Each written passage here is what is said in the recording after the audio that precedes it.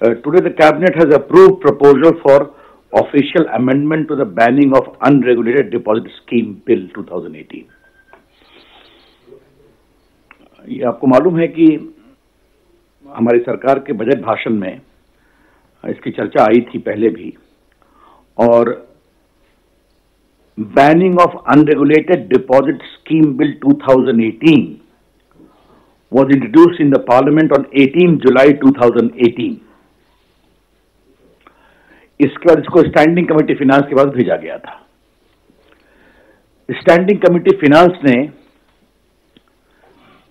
3 जनवरी को अपनी रिपोर्ट भेजी, और उस रिपोर्ट को भेजने के बाद हम लोगों ने पूरा प्रोसेस करके आज उनके अमेंडमेंट को कैबिनेट ने अपना अप्रूवल दे दिया। Proposal for official amendment to the banning of unregulated deposit scheme bill 2018। इस बिल में जो सबसे महत्वपूर्ण बात है कि जो भी डिपॉजिट स्कीम रेगुलेटेड नहीं है एक्ट के मुताबिक, वो सभी इलीगल है। All the schemes which are not regulated are ex facie illegal, inviting heavy punishment। इस बिल में इस बात का प्रावधान है कि उनको पैसा जमा करना पड़ेगा। इसमें एक अथॉरिटी के निर्माण की बात है जो ओरिजिनल बिल है। और आज जो सबसे बड़ी बात थी कि जो फिनांस कमेटी ने कहा कि आप थोड़ा सा इसको और क्लैरिफाई कर दीजिए। सेक्शन 217, मैं इसको पढ़ता हूं, is propose to be amended so as to clarify that any scheme which is not a regulated deposit scheme and is not specified under column 3 of the first rule shall be unregulated deposit scheme which is banned under section 3। तो जो regulated deposit scheme नहीं है, जो specified नहीं है column 3 of the act में, वो band है। और उसमें आप कोई विज्ञापन देंगे, कोई उसके लिए कैंपेन चलाएंगे, लोगों से पैसे मांगेंगे, तो सभी लोग उसके खिलाफ कार्रवाई होगी। तो उसको बहुत ही सख्त बनाया है हम लोगों ने। प्लस डिपॉजिट के लिए स्टेट लेवल पर रेगुलेटर की व्यवस्था की गई है। तो अब मैं सेक्शन 5 में जो अमेंडमेंट हो रहा है, जिसको आज कैबिनेट ने अप्रूव किया है, मैं पढ़ना चाहता हूं। Section 5, the bill is propose to be amended so as to provide that wrongful inducement may not be done by any person or entity such as a company, no matter what name they adopt for performing such a role, namely an agent or a sub-agent or a brand ambassador or any other name to evade the provision of the bill. Wrongful inducement to invest in illegal deposit is an offense under the bill। तो मतलब आपकी अगर scheme regulated scheme नहीं है और आपने इसके लिए मार्केट बनाया, विज्ञापन किया, बड़े बड़े कलाकार अदाकार को अपना ब्रांड एम्बेसडर बनाया, तो सबके खिलाफ कार्रवाई होगी। ये इंपॉर्टेंट है। उसके बाद इसका हम एक ऑनलाइन डेटाबेस बनाएंगे सारी ऐसी कंपनियों का, जिनको अधिकार है, हु कैन टेक डिपॉजिट्स और बाकी चीजों का। तो मतलब अब कोई फ्रीलांसिंग नहीं चलेगी इसमें। कोई विज्ञापन हुआ तो FIR, offence, jail, confiscation. And इसमें इस बात का प्रावधान है कि ऐसा कोई करेगा तो उसके एसेट्स को बेचकर गलेबल डिपॉजिट का पैसा भी वापस करेंगे। हाँ, नहीं, और इस तरह की कंपनी जो है काम करेगी। तो आज बहुत ही सख्त इसमें कार्रवाई हुई है, तो हमें लगा कि हम आपको बता दें।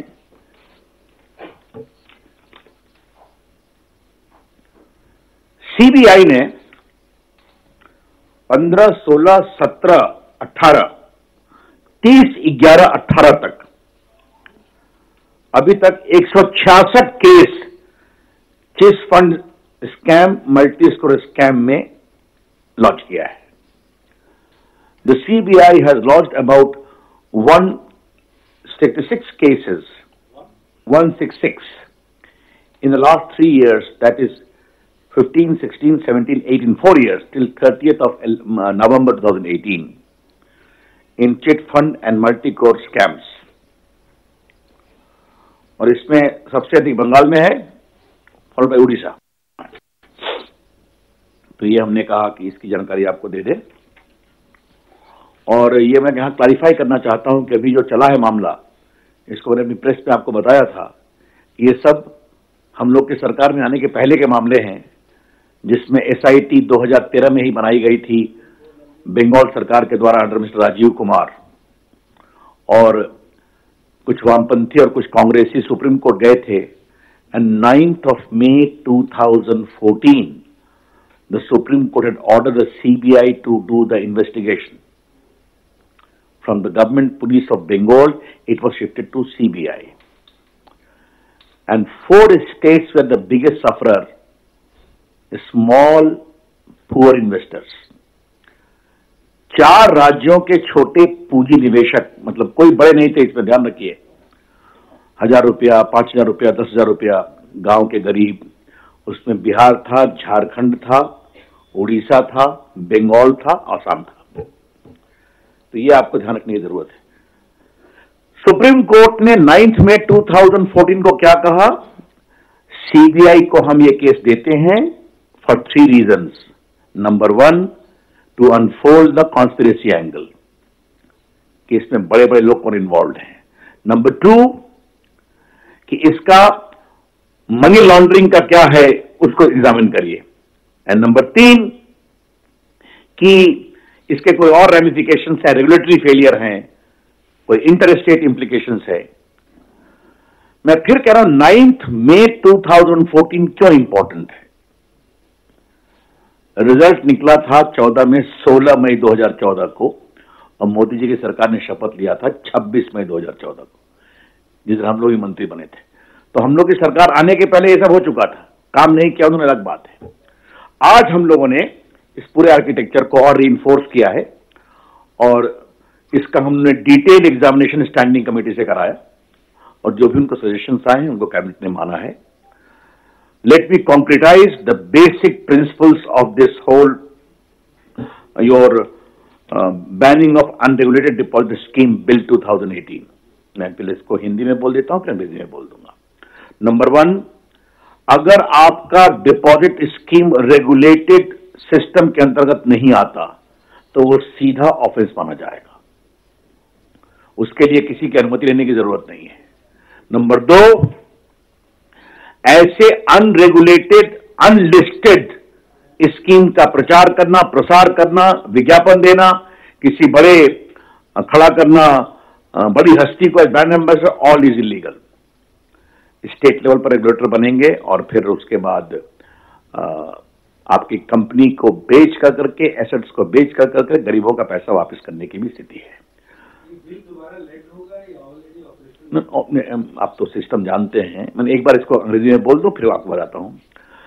The essence of the banning of unregulated deposit scheme bill 2018, it addresses a long-felt demand, namely, the deposit scheme has to be properly registered in the meaning of the bill, in the schedule. Only those can be registered which answer to the requirement of the bill. If you are not, then you are under offense. It is not required to be clarified separately.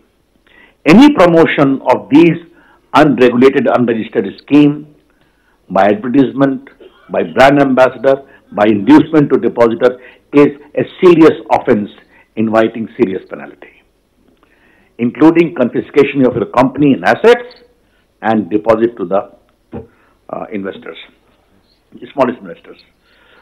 CBI की जानकारी मैंने आपको दे दी, कितने cases हुए हैं। Parliamentary तरीका यह है कि एक बार जब बिल इंट्रोड्यूस होता है तो उसको हम भेजते हैं स्टैंडिंग कमेटी के लिए, और स्टैंडिंग कमेटी की अनुशंसा आती है तो फिर कैबिनेट उसको स्वीकार करती है, अस्वीकार करती है। तो कैबिनेट ने उनकी अधिकांश अनुशंसाएं मान ली हैं। अब इसके अनुसार वो बिल में पात्र होकर हाउस में पारित होने की कार्रवाई होगी। तो मित्रों, एक चूंकि महत्वपूर्ण विषय था तो हमने कहा इसको थोड़ा आपको विस्तार से बता दूं। मित्रों, इसके बाद हमने और एक बहुत, मैं सीसीएल लास्ट में ले लूंगा, let me conclude the cabinet part of it. आज हमने कैबिनेट ने एक बहुत बड़ा काम किया है। फिल्म पायरेसी और कॉपीराइट इन्फ्रिंजमेंट को रोकने के लिए सिनेमाटोग्राफ एक्ट 1952 में बदलाव किया है। The cabinet today, in order to tackle the film piracy and copyright infringement, has amended the Cinematography Act 1952, making penal provisions for unauthorized camcording and duplication of films through digital means, leading to 3 years jail term or 10 lakh fine. तो मोटी बात यह है कि अगर आप किसी producer director की अनुमति के बिना अगर आपने डिजिटल माध्यम से पायरेसी की और उसका कई बनाया प्रोग्राम, तो 3 साल की सजा और 10 लाख का जुर्माना। ये इसमें एक बहुत महत्वपूर्ण विषय मैंने बताया आपको। कामधेनु वाला कहां है?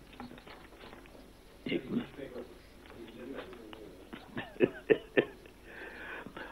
Today the cabinet has done a historic initiative by amending Cinematography Act 1952 in order to address the very serious problem of piracy and infringement of copyright. Under this, if anyone without authorization undertakes digital duplication of various creative works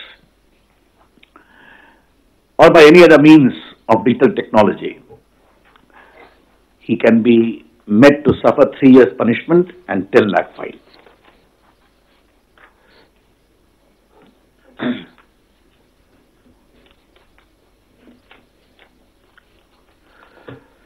मित्रों, आज cabinet ने एक और बहुत महत्वपूर्ण फैसला किया है।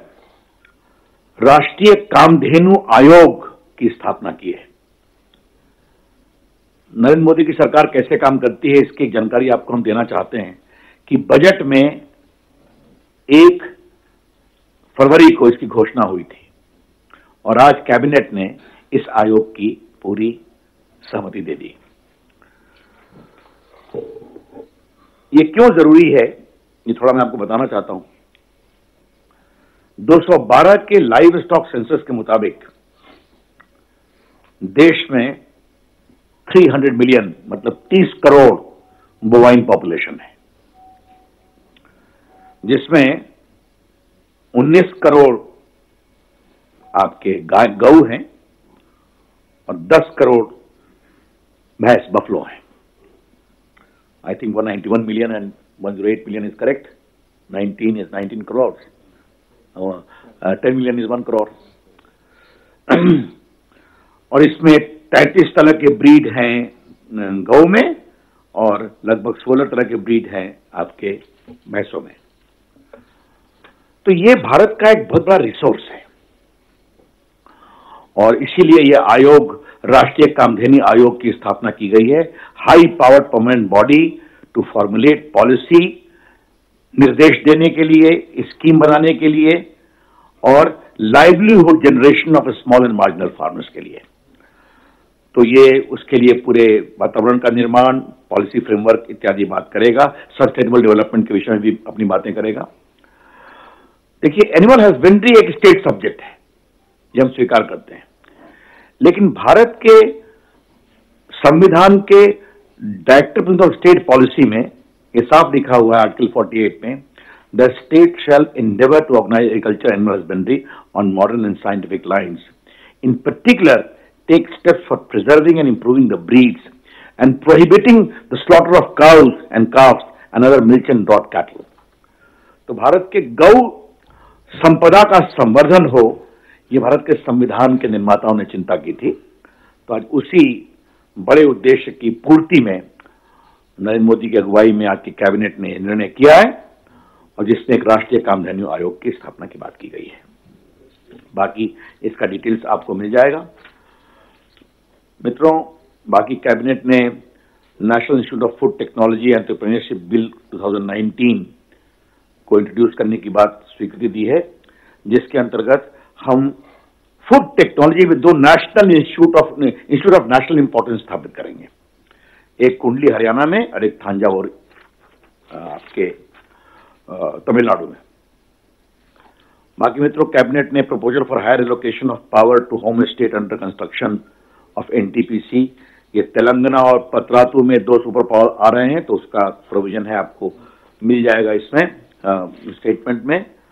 और उसके बाद हाँ, एक बहुत रोचक भारत सरकार कैसे चला करती है, एक income tax ombudsman and direct tax ombudsman का सिस्टम था कि जिसको शिकायत थी वो जाके शिकायत कर सकता था।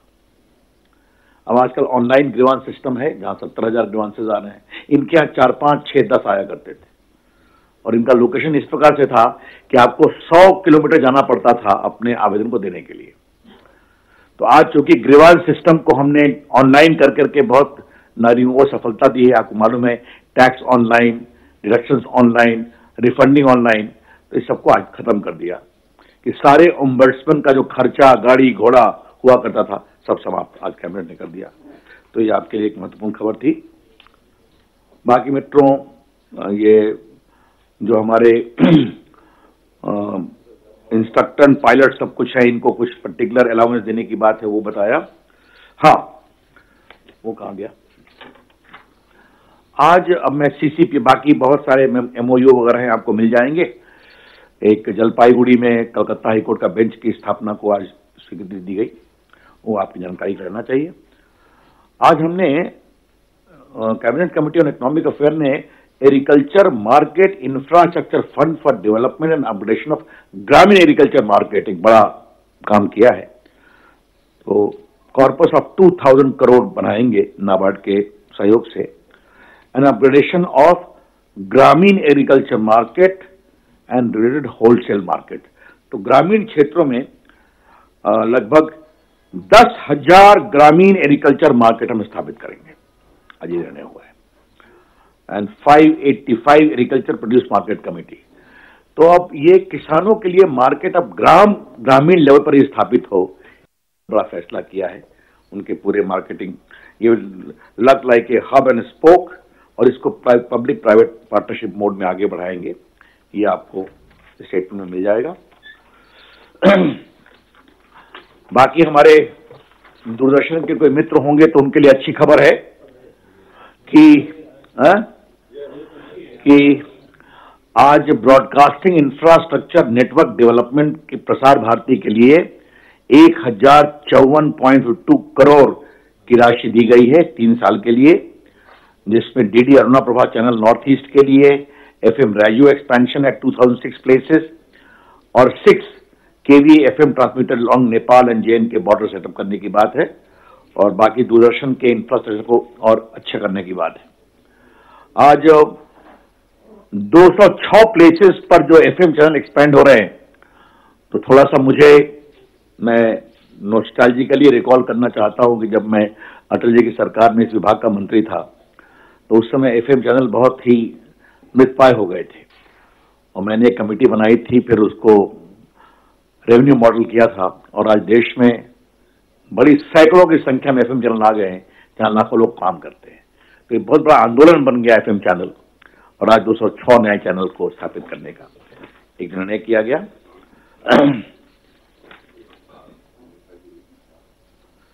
बाकी मित्रों, कोल और लिग्नाइट के लिए नया सिस्टम एक्सप्लोर करने की बात किया है, और हमने आज सीसीपीए ने 12,000 मेगावाट के grid connected solar photovoltaic power project को भी आज अनुमति दी है। तो ये देश के एनर्जी, नॉन कन्वेंशनल एनर्जी को मजबूत करने की दिशा में एक बड़ा कार्यक्रम है। और मित्रों, कई एमओयूज को आज कैबिनेट ने अप्रूवल दिया है, उसको आपको डिटेल में मिल जाएगा। एक लास्ट खाली मैं बता दूं, वो बहुत इंपॉर्टेंट है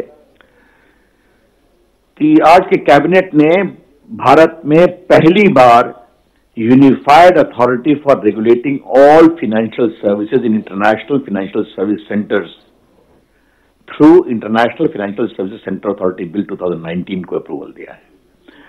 आपको मालूम है कि गांधीनगर में जो गिफ्ट सिटी है, वहां इसका केंद्र बनेगा, जो दुनिया भर से अनरेगुलेटेड होता था, तो आज ये सारे इंटरनेशनल फाइनेंशियल सर्विसेज को रेगुलेट करने के लिए एक we will have a proper regulator based in India, so there is no multiplicity of regulations. एक वो है, आपको मिल जाएगा।